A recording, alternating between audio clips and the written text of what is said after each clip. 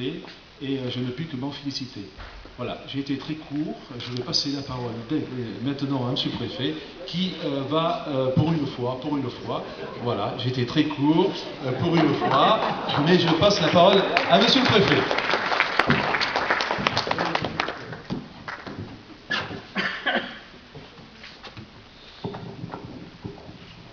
Bien, monsieur le maire, madame la conservatrice, chère Marie Paluet, madame la députée suppléante, mesdames et messieurs les élus, mesdames et messieurs les représentants des autorités civiles, militaires, religieuses, je salue monsieur le curé, mesdames et messieurs, je n'oublie pas non plus évidemment monsieur le président des amis du musée Paluet. C'est un moment, je crois, de bonheur pour nous tous. Ça l'est en tout cas pour moi, chère Marie Paluet, que de présider cette cérémonie de remise de vos insignes de chevalier dans l'ordre des arts et des lettres, distinction qui vient de vous être décernée par madame la ministre de la Culture et de la Communication. Voilà donc une distinction qui vient assurément reconnaître avec justice l'admirable travail que vous effectuez depuis 12 années en qualité de conservatrice, de cheville ouvrière, oserais-je dire, du musée dédié à l'œuvre de votre père, Pierre Paluet, l'un des chefs de file de ce mouvement pictural connu sous l'appellation de Nouvelle École de Paris. Il y a 12 années, disais-je, que vous avez cofondé ce musée avec votre père pour y exposer ses œuvres et celles de ses condisciples, amis de la Nouvelle École de Paris. C'est avec lui, en effet, que vous avez décidé de racheter et de restaurer cet hôtel particulier de la Renaissance, ancienne propriété de la famille des Courbis, ces mariniers seigneurs du Rhône dont la dynastie accompagna si longtemps l'histoire de cette cité. Petit par sa superficie, ce musée est sans doute, mais il n'en a pas moins beaucoup de trésors à offrir à ses visiteurs. Et dès qu'on en franchit le seuil, l'on ne saurait qu'être émerveillé, comme je l'ai été moi-même d'emblée, par le nombre et par la qualité des œuvres qu'il recèle et qui y sont exposées. De même, on ne saurait que tomber sous le charme de l'atmosphère particulièrement chaleureuse qui s'en dégage, comme de la flamme qui vous anime vous-même dans le cadre des visites commentées que vous assurez. J'ai toujours eu beaucoup de plaisir à venir vous voir et j'ai pu apprécier à la fois les œuvres, bien sûr, mais cet esprit, j'y insiste, que vous y faites régner. Mais au-delà de ces collections, il y a, mesdames et messieurs, un travail considérable, un travail souvent méconnu du public, travail que vous réalisez. Outre les travaux muséographiques que vous assumez avec talent et compétence, il y a le montage matériel des expositions, l'entretien des collections, le fonctionnement du musée, la gestion des publics. Vous venez de quitter, je crois, un groupe de près de 130 personnes. L'entretien du bâtiment, les transports, la sécurité, les assurances, hélas parfois aussi les contentieux. Autant de charges que vous assumez avec détermination et courage. Il y a parfois des obstacles, des difficultés, voire même, disons-le, des souffrances. Mais par votre engagement sincère, par votre volonté désintéressée de servir l'œuvre de votre père et plus largement la peinture française, vous parvenez toujours à dépasser ces désagréments et à surmonter les vicissitudes des choses humaines. Vous êtes l'âme de ce beau musée, vous en êtes aussi la main. Vous avez su créer un lieu unique dédié à la peinture. Et là, sans nul doute, est votre plus belle victoire, votre plus bel hommage à l'œuvre de votre père, Pierre Paluet. Bien sûr, ce musée abrite et rassemble d'abord un grand nombre des œuvres de votre père et des plus représentatives de son art aux différentes périodes de celui-ci. Il expose aussi de nombreuses œuvres des autres maîtres de cette nouvelle école de Paris, avec lesquels Pierre Paluet s'était lié d'amitié et qu'il recevait régulièrement dans notre maison de Chabat. Mais sont également présentées des œuvres d'autres très grands noms de la peinture française contemporaine. Peut y admirer en effet des œuvres de Matisse, de Buffet, de Cocteau, que votre père eut maintes fois l'occasion de côtoyer, ou d'autres maîtres qui ont vécu et travaillé dans notre région, tels Max Monnier de la Ciserane ou encore Maurice Savin.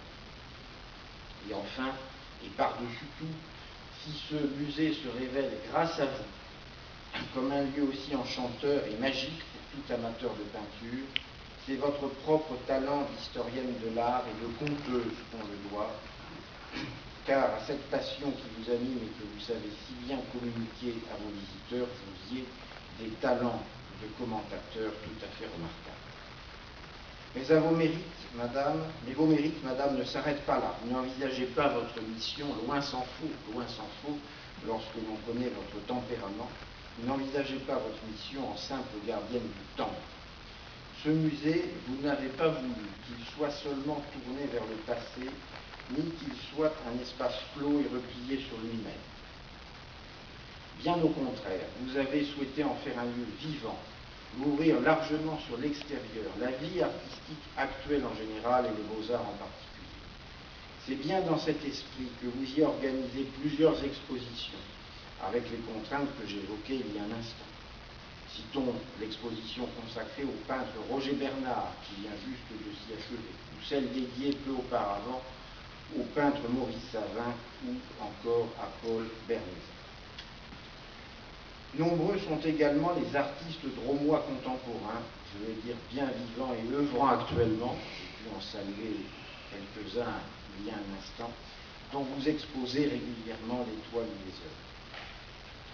C'est toujours dans le même esprit que vous avez créé l'association des Amis de Pierre Palmier, que vous conduisez, et vous avez l'ambition de faire connaître et de promouvoir l'œuvre de votre père, et au-delà de développer dans notre région l'attrait pour les arts plastiques.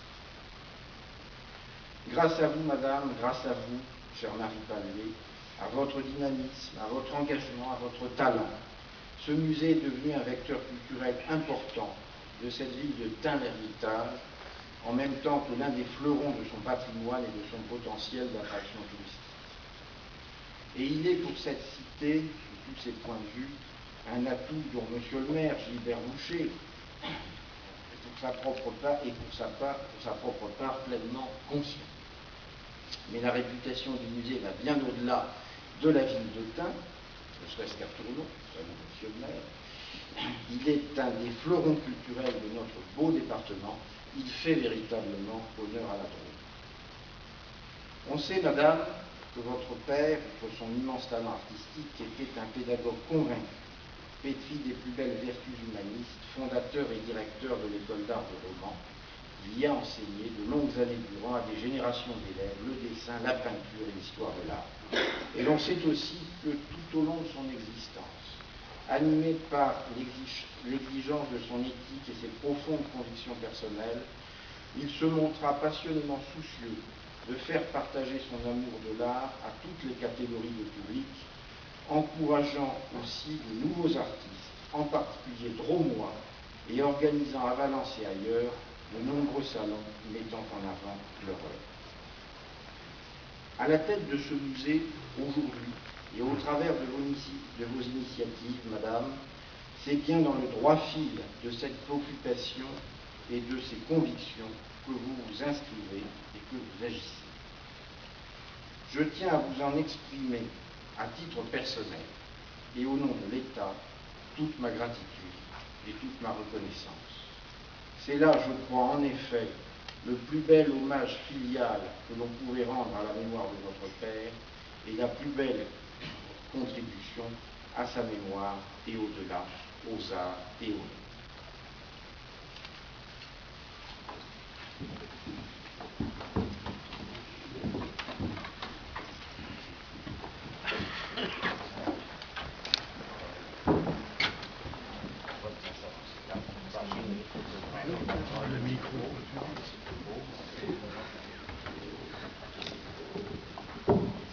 Madame Marie Palmier, au nom de Madame la ministre de la Culture et de la Communication, nous vous faisons chevalier dans l'ordre des arts et des lettres.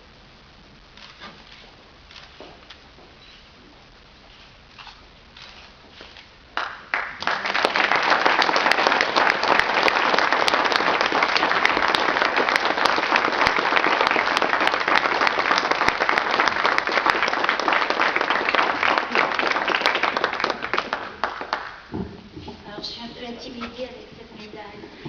Mais c'est vrai que cette médaille, c'est un grand bonheur. Je vous remercie, monsieur le préfet, monsieur le maire. Puis je vous remercie, vous tous. Parce qu'une médaille, c'est toute une famille, hein. C'est des amis, c'est la peinture, c'est toute l'histoire.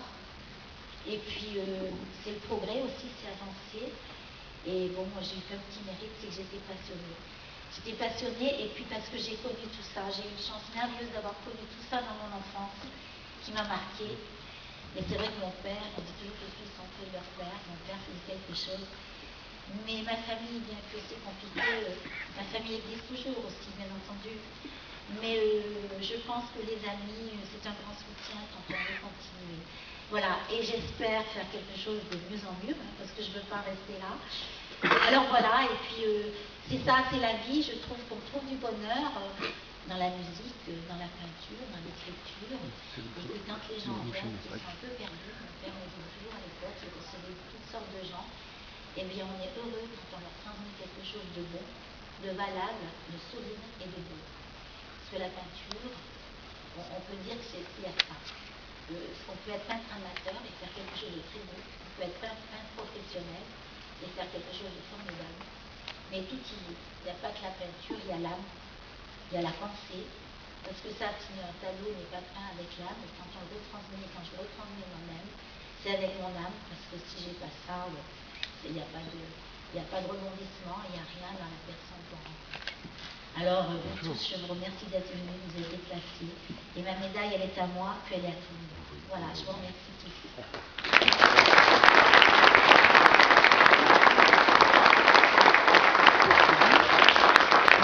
Monsieur le Président, je vais remettre une petite enveloppe.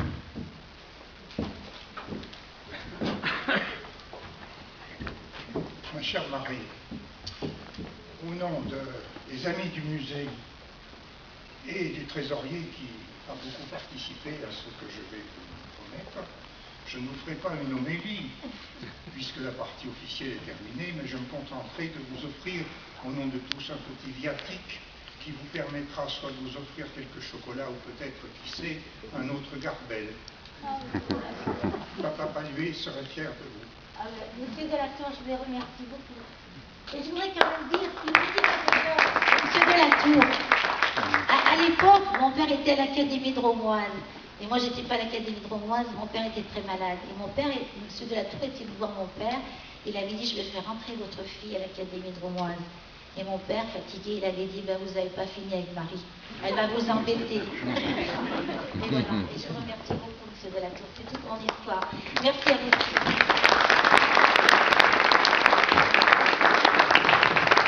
Bien, je crois que cela doit s'arroser, n'est-ce pas? Et la ville a le plaisir de vous offrir le verre de l'amitié, si vous le voulez bien. Merci.